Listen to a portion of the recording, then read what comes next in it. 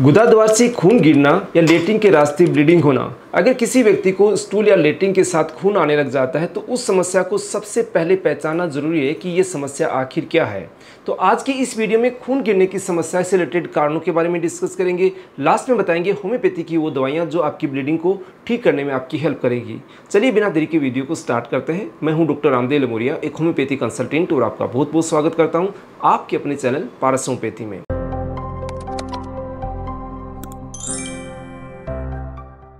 किसी भी व्यक्ति को गुदाद्वार से खून आने लग जाता है या लेटरिन के साथ ब्लीडिंग की शिकायत होती है तो उसके अंदर उनको बहुत ज़्यादा टेंशन होने लग जाती है कि उनको आखिर समस्या क्या हो गई।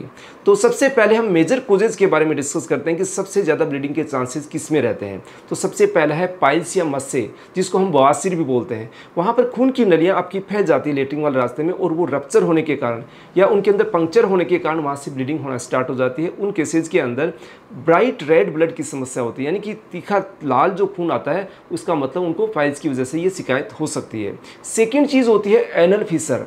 एनल फिशर के अंदर क्या, गुदाद्वार के आसपास क्रेक्स पड़ जाते हैं, छीलन पैदा होने लग जाती है। वहाँ पे भी आपको रेड ब्लड आपको नजर आता है, यानी ब्राइट रेड ब्लड आपको लेटरिन के साथ में या चिपका हुआ या लगा हुआ आने लग जाता है। इसके साथ में पेशेंट को लगातार दर्द की शिकायत रहती है। लेटरिन पास करने के बाद भी घंटों घंटों तो दर्द की शिकायत है। इसका मतलब आपको एनल फिशर की वजह से कहीं ना कहीं ब्लीडिंग हो रही है। थर्ड मेजर कोज है डाइवर्टिकुलोसिस। डाइवर्टिकुलोसिस का मतलब आपके आंतों के अंदर एक ऐसे पॉकेट्स बन जाते हैं और उनके अंदर सूजन आने के साथ में कुछ इन्फेक्शन डेवलप हो जाते हैं। उस इन्फेक्शन की वजह से कई बार आपके आंतों के माध्यम से ब्लड आने लग जाता है और वो लेटरिन के रास्ते आपको दिखाई देता है। और ये जो ब्लड होता है, ये जो डार्क रेड कलर का ब्लड होता है, यानी कि इसके थक्के बन जाते हैं वहाँ तक आते आते हैं, तो आपको ये डार्क कलर का या बहुत ही ब्राउन कलर का नज़र आने लग जाता है। ये हो गया थर्ड कोज।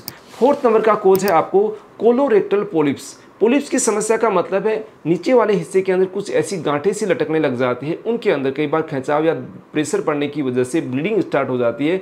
तो आपको वहाँ पर लेटरिन के साथ में खून गिरने लग जाता है या गुदाद्वार के माध्यम से खून गिरने या ब्लीडिंग की शिकायत महसूस होती है। इसके बाद आता है कोलोरेक्टल कैंसर, यानी मेजर कोजेज के बारे में हम जिसके बारे में बात करते हैं। कई बार साइलेंटली आपको एनोरेक्टल कैंसर की शिकायत हो जाती है या घाव बन के वो कैंसर का रूप ले लेता है। तो वहाँ पर भी आपको बहुत ही ब्राइट रेड, बहुत तेज़ी के साथ बहुत ज़्यादा मात्रा के अंदर ब्लीडिंग की शिकायत होने लग जाती है। तो ये हुए आपके मेजर कोज। 5 जो मेजर कोज हैं आपके ब्लीडिंग होने के, इनको आप जान सकते हैं। उसके बाद में कुछ लेस कॉमन कोज होते हैं, उनसे कम यानी कि कोज कॉमन होते हैं जिनके अंदर बहुत कम ब्लीडिंग के होने के चांसेस रहते हैं। वो चीज़ें हैं आईबीडी। आईबीडी का मतलब इन्फ्लामेटरी बोवल डिजीज़। आपकी आंतों में सूजन की समस्या, अल्सरेटिव कोलाइटिस है या क्रोन्स डिजीज़ की समस्या होती है, तो वहाँ पर भी आपको या तो जो लेटरिन आती है काले कलर की आने लग जाती है, या फिर आपकी स्टूल के साथ कई बार डार्क ब्राउन रेड कलर का जो है ब्लड आने लग जाता है, या फिर पेट में आपको लगातार बार बार मरोड़ की शिकायत होती है, दर्द की शिकायत होती है या दस्त की शिकायत होने लग जाती है। तो इसका मतलब आपको आईबीडी की वजह से हो सकता है ब्लीडिंग हो। सेकंड आता है इन्फेक्शियस कोलाइटिस। आपके अंदर आंतों के अंदर किसी भी तरीके का बैक्टीरियल, वायरल या पैरासिटिक इन्फेक्शन की वजह से भी आपको गुदाद्वार के माध्यम से ब्लीडिंग की शिकायत हो सकती है।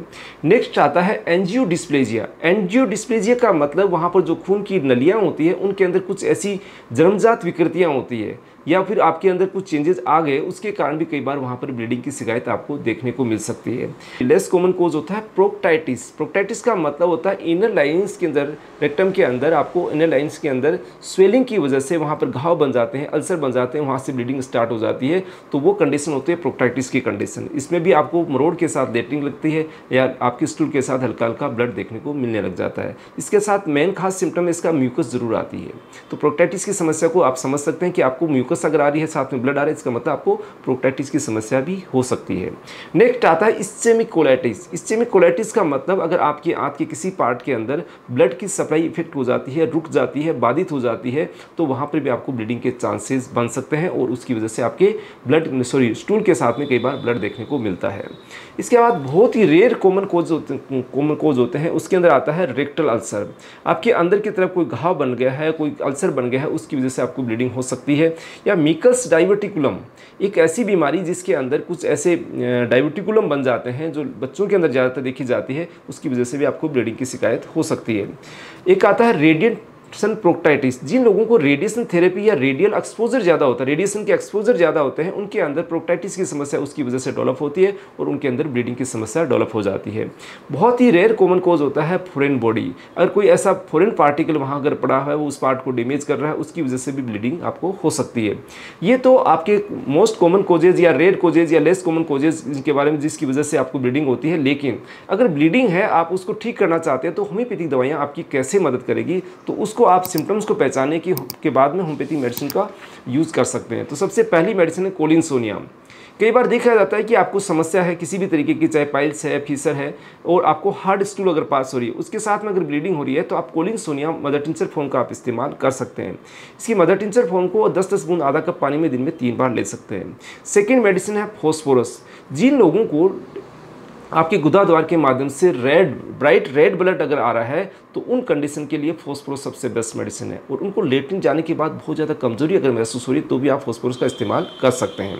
थर्ड नंबर की मेडिसिन है हेमामेलिस। जिन लोगों को ब्लीडिंग पाइल्स की शिकायत होती है, वहाँ पर आपको भारीपन, जलन या दर्द, डिस्कम्फर्ट लगता है और साथ में ब्लीडिंग हो रही है, तो आप हेमामेलिस का भी यूज़ कर सकते हैं। इसकी मदर टिंचर फॉर्म का आप यूज़ करें, 10 या 15 बूंद आधा कप पानी में डाल के ले सकते हैं। नेक्स्ट एक मेडिसिन है इरिजिरोन। कई बार आपको कॉमन कोज को समझ में नहीं आता है कि आपको ब्लीडिंग हो रही है, उस ब्लीडिंग को तुरंत रोकना है, तो इरिजिरोन कैनेडेंसिस का आप यूज़ कर सकते हैं। इसकी मदर टिंचर फॉर्म को 15 से 20 बूंद दिन में 3 से 4 बार यूज़ करेंगे, तो आपकी ब्लीडिंग स्वतः ही रुक जाएगी। इस तरीके से आपके गुदाद्वार में होने वाली ब्लीडिंग को होम्योपैथिक मेडिसिन की हेल्प से रोका जा सकता है। अगर आपको भी ये समस्या है, तो आप अपने नज़दीकी होम्योपैथिक डॉक्टर से परामर्श ले सकते हैं। आप चाहते हैं हमारे से परामर्श करना, तो दिए गए व्हाट्सएप नंबर से अपॉइंटमेंट लेके कंसल्ट कर सकते हैं। दोस्तों, ये जानकारी अच्छी लगी तो लाइक जरूर कीजिएगा। मिलते हैं नई जानकारी और वीडियोज़ के साथ। धन्यवाद फ्रेंड्स।